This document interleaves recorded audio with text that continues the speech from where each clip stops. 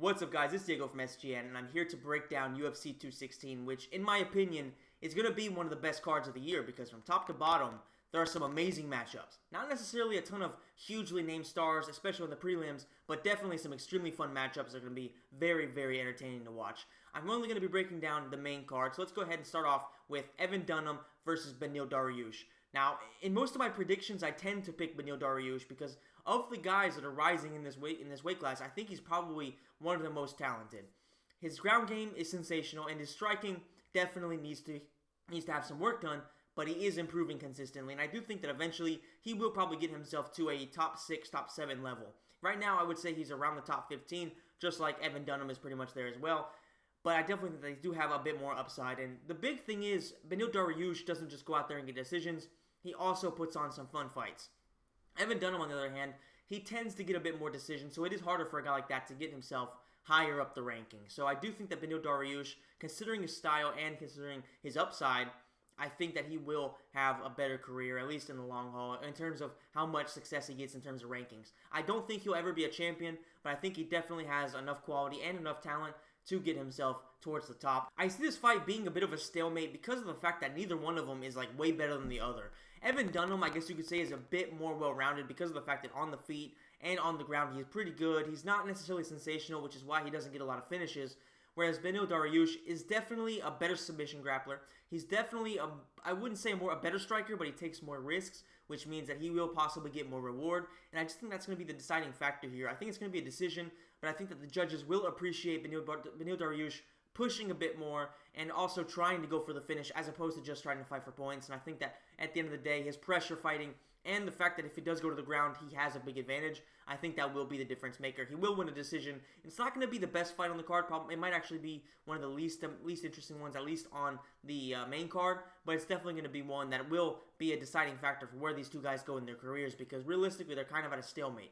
They both need to get a win against the other to propel themselves forward in that weight class because there's a lot of people in the lightweight division that are definitely above them, and they need to find, I guess you could say they just need to find that momentum to really push themselves forward in a weight class so stacked like the lightweight division. Now, the second fight on the main card is actually from two women that I don't really know of. One is Marta Borella, and the other one is Kalindra Faria. I actually had to read those names because I couldn't remember them because I've never even heard of them. But upon looking at their records, I was actually kind of impressed with Kalindra Faria because of the fact that she has a split decision loss to Karolina Kowalkiewicz, which is a really, really good result to only lose by split decision. And that was in 2015. So it's not like we're talking about it was so long ago. Whereas the other lady, Marta, she hasn't really done a whole lot in her career. I think she's like 11-5, whereas Faria is like 15 and I can't remember, 15-3 or something like that. Anyway, her losses are to Karolina Kowalkiewicz, and the other one that I can remember that was like the fight before losing to Karolina was to Jessica Aguilar, which was also a decision. So that just shows me that this chick is at the very least tough, and she's at the very least able to compete with one of the elite ladies in Karolina Kowalkiewicz. Because of losing a split decision to her is actually really, really good. You know, most ladies would get destroyed by her, but losing a split decision is actually making a pretty close fight. So I do think she's going to win this fight. Like I said, I don't know anything about these two ladies other than what I saw on their records. I do think that it will be probably a decision just because they are females, and neither one of them, I guess, I don't really know what to expect from them. I wouldn't bet on any type of result. I know that Faria has quite a few knockouts. I think there's 7 knockouts. If I'm not mistaken, there was 4 submissions and like 5 decisions, something like that. They're more or less around there. So she is a pretty well-rounded fighter, much like these females tend to be, especially nowadays. And I expect her to go out there and get the win. I just don't know what to really expect. On to a fight that's definitely more interesting, both for the hardcore fans and for the casuals. Fabricio Werdum versus Derrick Lewis. And personally, Derrick Lewis is one of my favorite fighters, not just because of his in-ring style and his outside the octagon antics. Like his post-fight interviews are always hilarious, and the way he goes after Travis Brown and stuff like that is always awesome. But also because of the fact that he is such a great guy. You could tell when there was that Houston flood, he was doing a lot to really help those people out. So I am going to be pulling for him in this fight. However, do I think he's going to win it? I don't think so, because Fabricio Werdum is extremely well-rounded. On the feet, he doesn't have the power that Derrick Lewis has, but he's definitely a way more technical fighter, and he definitely has a lot more weapons because his striking is really, really good now because he's not just a good boxer, he's also really, really good with his kicks, and he's good because of the fact that he simply does not worry about people taking him down. Like, if you take him down, you're simply taking him to where he wants to be. So I don't think that he's going to really be afraid of throwing head kicks and body shots and things like that on Derrick Lewis. The only thing that's going to worry him is that his chin isn't going to be able to take a shot from Derrick Lewis, because that guy hits fucking hard. That guy throws bombs. So I think that's going to be the only X factor here is Derrick Lewis's power, which is pretty much always the X factor when you have a fighter as powerful and as heavy-handed as Derrick Lewis, because he also has a pretty good chin. Let's not forget that the only guy that's been able to put him away is Mark Hunt, who can put away a fucking Mack truck. So I'm pretty sure that this is going to be a very, very fun fight, a very close fight. I think it will be a decision, and I do have it going Fabricio Werdum's way, just because I think that eventually the body shots are going to accumulate and hurt Derrick Lewis a little bit, and I just don't see him really having. I mean, if he doesn't win it in the first round, I don't see him having the gas tank to match a guy like Fabricio Werdum, who usually doesn't get tired. And for the most part, except for that Stipe Miocic fight, he doesn't leave himself open to a lot of big shots. We saw what he did against Mark Hunt. He got hit by a few strikes, but you can't really compare Mark Hunt striking to Derrick Lewis. As heavy-handed as Derrick Lewis is, and as tough as the guy is, he is not Mark Hunt, and because Mark Hunt is a K1 Grand Prix winner. You know, this guy's an insanely good striker, whereas Derrick Lewis, he's just a lot of power. He is learning, he is improving very fast, but he's definitely not the type of striker that I think is going to really be able to give Fabricio Werdum a lot of problems. The co-main event was supposed to take place about a month ago, and it's between Demetrious Johnson and Ray Borg. Now, going into that fight last time, as time progressed, I was giving Ray Borg a little bit more of a chance. Don't get me wrong, I don't think he has much of a chance at all, but because of the fact that he trains with Greg Jackson, and that camp in general is just tremendous at being able to prepare guys for title fights, and in general, it's just a great camp. You can't deny it. It's probably the best camp in the world. So you have to respect that, and you have to give the guy a little bit of a better hope because of that. However, man, Demetrious Johnson is pound for pound the best fighter in the world because of John Jones not being I guess you could say eligible to be on the list because of his suspension, or at least his pending suspension. Demetrious Johnson's striking is going to be better than Borg's. His grappling is going to be better than Borg's. His submissions are going to be pretty much on par because we've seen what happened when he took on Tim Elliott. Tim Elliott was able to get in quite a few good positions, so Demetrious might not be the best grappler out there, but he's definitely got a lot of great submissions and things like that. And Ray Borg is a very, very good fighter. He's very talented. The Tax Mexican Devil is very, very good, and I expect him to at least go out there and give a better effort than, say, Wilson Hayes did.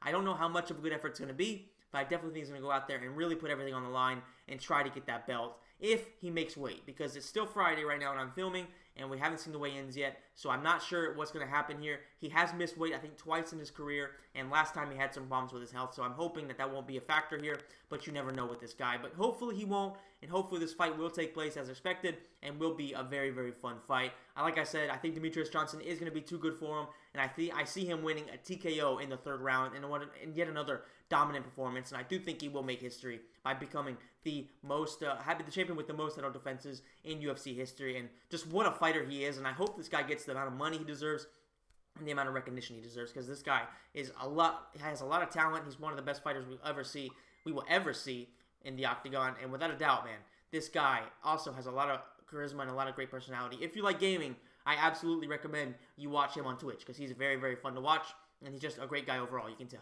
The main event is going to be an absolute barn burner between Kevin Lee and Tony Ferguson. And in my opinion, man, Tony Ferguson is probably the very best lightweight in the world. I think that he can go head-to-head with Conor McGregor, and if it goes to the ground, it is not even close. This guy submits Conor within 30 seconds.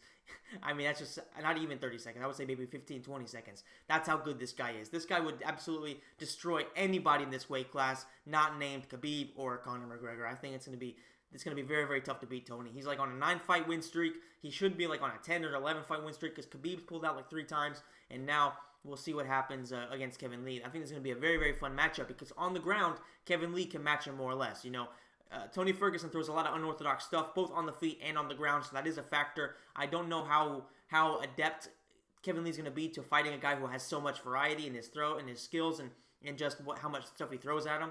We'll see what happens there, but I definitely think that Kevin Lee has the talent, he has the look, and he has the outside the ring voice, because he talks a lot of shit, and he is very, very good at promoting himself. So I think this guy is the real deal, and at only 25 years of age, he has so much to improve on. Plus, he trains with Floyd Mayweather, so you know that he's getting a lot of great boxing training, and he's going to definitely improve very, very fast. So I think this guy is going to be the real deal very, very soon, and possibly able to compete with, say, Tony Ferguson and Cucuy, that is Tony Ferguson, and Khabib Nurmagomedov very, very soon. But right now, I think it is a little bit too much, a little bit too soon. However, we said that again about Cody Garbrandt as well. We thought he had no chance against Dominic Cruz because of how good Dominic Cruz was and the fact that maybe he was biting off a bit more than he can chew too early. However, man, we do not know what it's going to be like for this guy going into the deep rounds. Cody Garbrandt had already been a main event against a really tough guy. Well, not really. I would say that Kevin Lee has faced off tougher opposition. But still, I would say that right now, Kevin Lee is definitely going to be tested. Because if this fight goes to the championship rounds, we're going to see what it is for this guy to go into the deep waters. Especially because we know he's going to take a ton of damage against Tony Ferguson. We know he's going to take a beat down. It's going to be a matter of, is he tough enough to grind it out? And most importantly, is he skillful enough to out Tony Ferguson, El Cucuy? We're going to find out what the fuck's going to happen. I have El Cucuy winning a 4th round TKO, but make no mistake about it. This has fight of the year potential. It's going to be tremendous. And as long as Kevin Lee can resist, it's going to be one hell of a matchup. All right, what's up, guys? It's Diego from SGN, and I'm here to break down UFC 216, which, in my opinion, is going to be one of the best cards of the year because from top to bottom, there are some amazing matchups. Not necessarily a ton of hugely named stars, especially in the prelims, but definitely some extremely fun matchups that are going to be very, very entertaining to watch. I'm only going to be breaking down the main card, so let's go ahead and start off with Evan Dunham versus Beneil Dariush. Now, in most of my predictions, I tend to pick Beneil Dariush because of the guys that are rising in this weight class, I think he's probably one of the most talented. His ground game is sensational, and his striking definitely needs to have some work done, but he is improving consistently, and I do think